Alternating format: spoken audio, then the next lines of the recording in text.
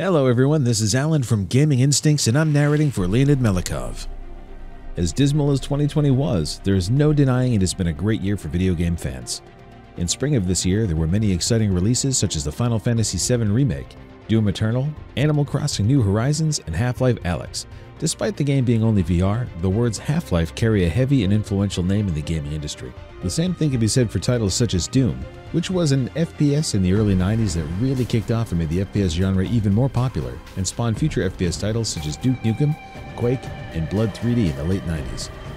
Final Fantasy VII was a behemoth among the RPG genre that revolutionized and brought it to a whole new level thanks to the 3D visuals, great story, gameplay, and a good cast of characters. There are many reasons why these games are still talked about in the modern day.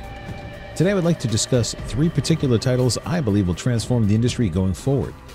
These games are going to be ranked from the least influential to most influential. Regardless, all 3 titles are crucial for the industry as a whole, and many gamers around the world are eager to experience it.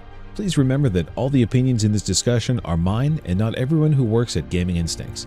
This is my personal take on what I believe will be the most important and influential games of this decade. The Elder Scrolls VI. Personally, I was never a big fan of the Elder Scrolls universe, but I understand why it is so important. The Elder Scrolls is a series that has been around since the early 1990s and has always been about the concept of pen and paper RPG, albeit in a video game format, where the player can create whatever character they wish, interact with the world in how they want, and choose who they want to kill, and which quest to complete, or even purposely fail. While I may dislike the Elder Scrolls for personal reasons, there is no denying the series does those things well and in a fun way. For my tastes, the game's combat is extremely slow. While I love the concept of upgrading my character by using certain types of weapons repeatedly, or leveling up my acrobatics because I jump a lot, I dislike how the combat itself plays out. There is something off about it. That does not mean it's a bad game, it just means it's not for me. I also don't like the lore and universe of the Elder Scrolls either. I love medieval fantasy settings, but not the way Bethesda does it. Not a fan of the races, locations, and art style. I much prefer darker fantasy, something like Dark Souls or Bloodborne. Those universes feel better to me when it comes to the lore aspect. However, I am not comparing mechanics or gameplay to the Soulsborne games, just the universes. Despite my personal dislike for the Elder Scrolls, for the whole of the industry, it will be exciting to see where the franchise goes next and how it will evolve the RPG genre going forward. There's a reason why Skyrim was a great game that got ported so many times. People loved it for its length. At the end of the day, The Elder Scrolls VI is one of the most anticipated titles right now for the majority of RPG fans, and it will sell like hotcakes no matter what. When you say The Elder Scrolls in gaming communities, people know exactly what you mean. I'm excited to see how The Elder Scrolls VI will shape the future of the RPG genre, and strongly believe it will be one of the most important games ever released during the next decade. It will be interesting to see how Bethesda will tackle the marketing of The Elder Scrolls VI, and with the studio being acquired by Microsoft, how much of that business decision will influence the development and outcome of the final shipped product. Grand Theft Auto VI. Grand Theft Auto VI has a ton of weight on its shoulders to carry gamers and the industry forward when it comes to progressing and evolving open-world city titles. I will never forget seeing the commercial for Grand Theft Auto 3 on TV when I was a kid who was probably too young to play such a title, and we all had to convince our parents to let us play. It was the craziest thing at the time. A game where you could run around the city, kill people, complete missions, drive cars, and interact with the world in many different ways in a fully realized 3D world. At the time, this kind of concept was unreal, but GTA did it so well and raised the bar every time a new entry was released.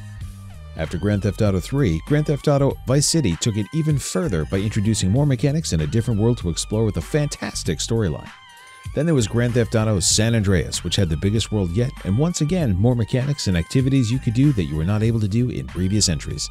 Fast forward to Grand Theft Auto 4, Rockstar Games managed to once again raise the bar and take us back to Liberty City like we had never before seen.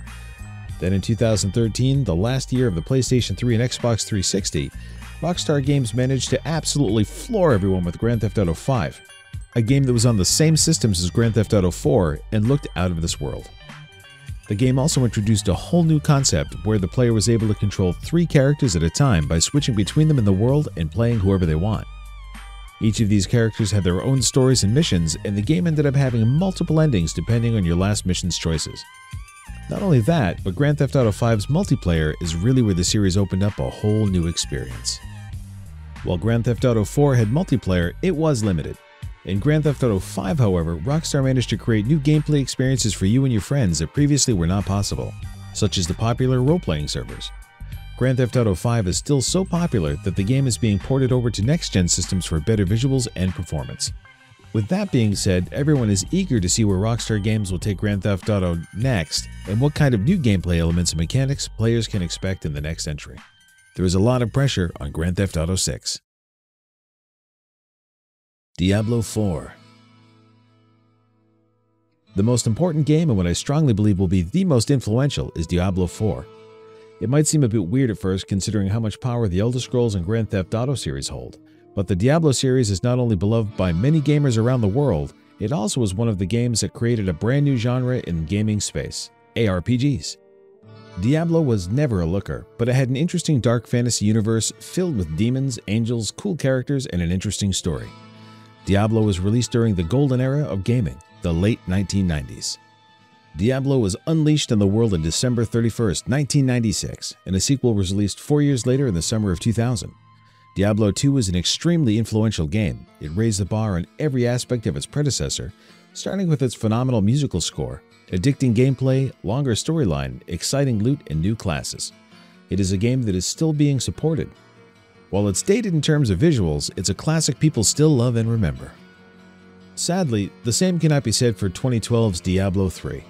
The game sold well despite its issues with its itemization, loot systems, and the drama with the gold and real money auction house. It took Blizzard 2 years to fix the game and bring it up to snuff after the initial launch's disappointment. With Reaper of Souls release in March 2014, Diablo III was finally fixed and was a lot more fun to play. However, at that point, the game had left a bad taste in people's mouths and Blizzard could only do so much. Originally, a new expansion was planned. Instead, Blizzard released a new class as paid content and implemented new areas and other playable content for free. The next move was to start from scratch and migrate to Diablo IV on a new slate. Fans have the right to be skeptical of Diablo IV because its predecessor was a disappointment to many people. Even though I enjoyed the game when it came out, it did not feel like a Diablo game due to the colorful art style and the story that was poorly written, which was sad. However, it seems the new Diablo team has been reshuffled and knows what it's doing. Diablo is a franchise due for redemption.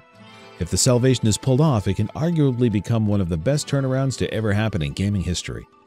The Elder Scrolls 6 and Grand Theft Auto 6 never really had to make up for anything. Every game in the franchise had pretty much a perfect track record in terms of consumption and popularity.